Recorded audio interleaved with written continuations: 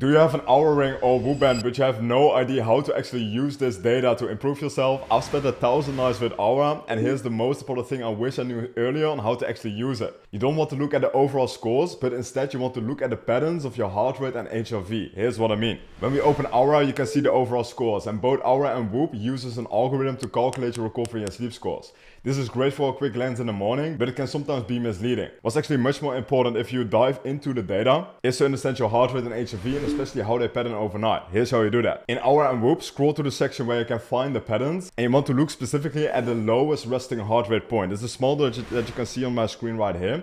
And the more it is at the beginning of the night, the better your recovery you are. So for example, in this example, as you could see, my lowest resting heart rate is actually later in the night due to a 45-minute run I had yesterday, meaning my body isn't 100% recovered yet. Another thing you want to look at is your HRV and specifically how it patterns. So for example, in this night, you can see my HRV is much more stable, meaning it's a straight line. However, sometimes you will see it's like an upward curving line, meaning your nervous system still has to recover. Understanding these patterns help you a lot in actually adjusting your day for the optimal performance. If you want to learn more about how to actually use your Oura and WHOOP band to get the most out of yourself, I've created a list of all the markers, including the optimal ranges, plus an explainer video, so you can find out what you can improve upon and of course how to do that. Comment to what benchmark and I will send it to you.